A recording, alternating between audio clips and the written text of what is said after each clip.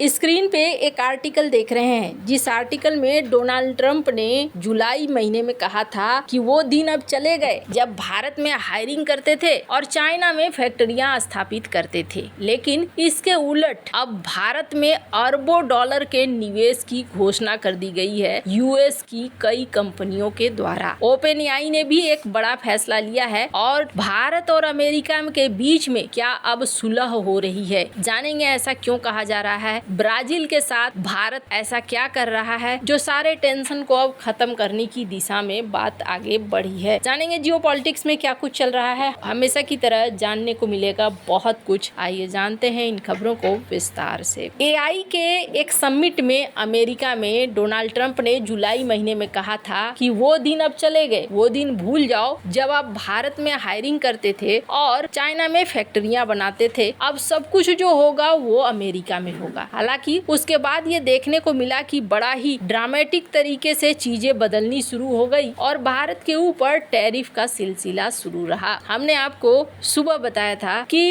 अमेरिकी सलाहकार नवारो, इन्होंने कहा कि देखो भारत से ही शांति का रास्ता गुजरता हुआ जाता है रूस यूक्रेन के लिए। यानी अमेरिका एक तरीके से माइंड मेकअप है कि हम भारत के ऊपर प्रतिबंध लगाएंगे। हो सकता है ये प्रतिबंध और भी बढ़ते चले जाएं। एक बार को ये लगा था राष्ट्रपति पुतिन और डोनाल्ड ट्रंप के बीच में बातचीत हो रही है तो शायद शांति की तरफ बात आगे बढ़े। लेकिन बहुत सारे एक्सपर्ट थे जो उस समय भी कहते थे कि किसी ने अगर ये सोच लिया है ना कि राष्ट्रपति पुतिन सिर्फ बातों से हैंडल हो जाएंगे तो ये मूर्खता है। तो यहाँ पर ऐसा सीन था कि डोनाल्ड ट्रंप बहुत गुस्सा हो रहे थे तो पुतिन ने एक तरीके से एक कदम आगे बढ़ाया कि चलो तुम्हारी बात भी सुन लेते हैं, चलो बैठकर बातचीत करते हैं। और पुतिन ने बातचीत करी। लेकिन अभी रूस यूक्रेन युद्ध समाप्त होता हुआ नहीं दिख रहा है। अब ऐसा दिख रहा है कि अमेरिका बीच से हट रहा है कि भाई तुम लोग अपना मामला खुद ही निपटा लो, जिस तरीके से मेरी बात नहीं सुन रहे हो। अब ऐसे में कहा जा रहा है कि ये युद्ध तो लंबा चलेगा। अब इस युद्ध के लंबा चलने का दो बुरा परिणाम देखने को मिल रहा है। पहली बात तो ये कि यूक्रेन द्वारा कथित तौर पर अब रूसी रिफाइनरीज को निशाना बनाया जा रहा है और दूसरी बात ये कि अमेरिका द्वारा उन देशों और उन कंपनियों के ऊपर एक्शन लिया जा रहा है जो रूस से तेल खरीदते हैं। अब यहाँ पर विकल्प ढूंढने की बात है। वैसे आपको बता दूं, क्या भारत और अमेरिका में सुलह हो रहा है? अब ये बात मैं क्यों कह रही हूँ, अचानक से कुछ ऐसी खबरें आ रही हैं जो खबरें बता रही है डोनाल्ड ट्रंप की जो नीतियां हैं उसके विपरीत चीजें चल रही है। जैसे इस स्क्रीन पर एक आर्टिकल देखिए, जिस आर्टिकल में एक अमेरिकी कंपनी है जिसने एक बड़ा ऐलान किया है।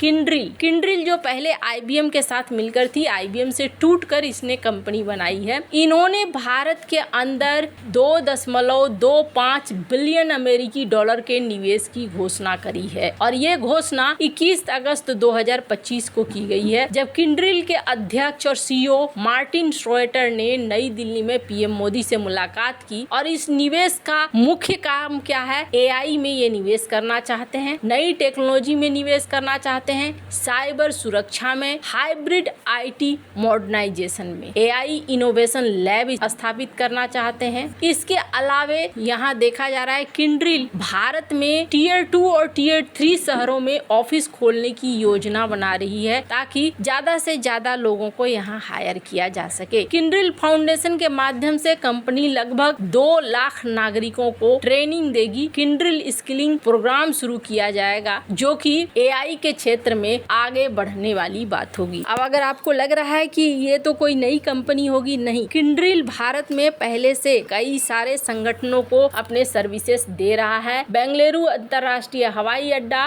Canara bank, central board of director taxes, doctor Lal PathLabs, doctor Reddy's laboratory, ESAF, small finance bank, Godrej consumer products, Honda motorcycle, ये इनके कस्टमर हैं। तो यहाँ पर पीएम मोदी ने भी किंड्रिल की योजनाओं का स्वागत करते हुए कहा कि भारत वैश्विक भागीदारों का हार्दिक स्वागत करता है। तो एक चीज तो यहाँ पर देखने को मिल रहा है। दूसरी बड़ी चीज ये भी देखने को मिल रही है कि ओपन एआई, इसने भी एक बड़ी घोषणा की है और इसने ये घोषणा की है कि वो इस साल के अंत तक नई दिल्ली में अपना पहला भारतीय ऑफिस खोलेगी। ये कदम भारत में कंपनी की उपस्थिति को मजबूत करने के लिए है और कहा यह जा रहा है कि नई दिल्ली में पहला ऑफिस खोला जाएगा। ओपन एआई का टारगेट है भारत भारत की इतनी बड़ी जनसंख्या, इस बड़ी जनसंख्या जिसमें बहुत सारे स्टूडेंट हैं, छात्र हैं, और वो यहाँ पर ओपन एआई का इस्तेमाल करते हैं। इलेक्ट्रॉनिक्स और सूचना मंत्री अश्विनी वैभव ने इनका स्वागत किया था और कहा था कि आपका स्वागत है यहाँ पर, हम मिलकर काम आगे बढ़ाएंगे। वैसे माना जा रहा है कि ओपन एआई भारत के एआई के अनुसंधान में भी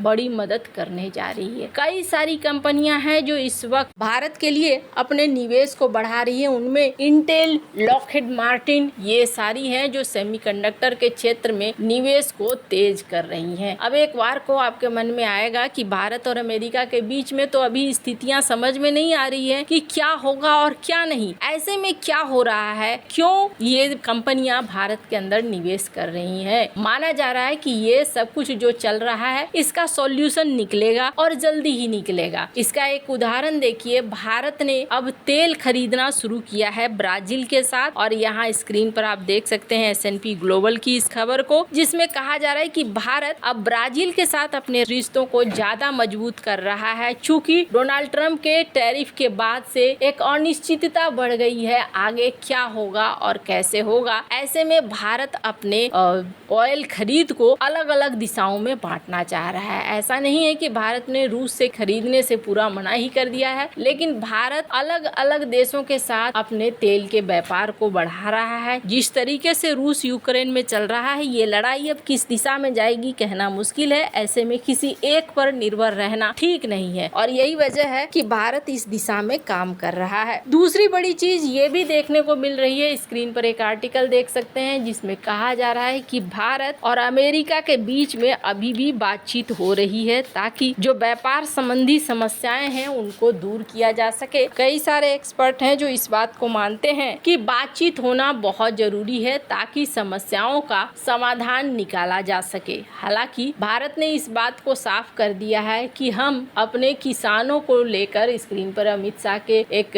आर्टिकल को देख सकते हैं जिसमें कहा जा रहा है कि हम किसानों को लेकर किसी भी तरीके से हम समझौता नहीं करेंगे और इस दिशा में हम नहीं जाएंगे। फिलहाल के लिए अब देखा जा रहा है कि बातचीत जो है वो अभी चल ही रही है और उम्मीद किया जा रहा है कि सब कुछ धीरे धीरे ठीक हो जाएगा। खैर, अब फिलहाल के लिए जो मेन प्रतिनिधि मंडलों की बातचीत थी वो तो अभी के लिए टाली गई है, कैंसिल की गई है, लेकिन अलग से यहाँ पर जो भारत के राजदूत हैं वो बातचीत कर रहे हैं और समस्याओं को हल करने की कोशिश की जा रही है। कूटनीतिक प्रयास तो किए ही जाएंगे, इस चीज को माना ही जा रहा है, और ये सबसे अच्छी चीज है कि कूटनीतिक प्रयास करके समस्याओं का हल निकाला जाए। आपको क्या लगता है, इन सब मामले में आपकी क्या राय है, कमेंट कर जरूर बताएं। जल्द मिलते हैं अगले वीडियो में नई खबर के साथ।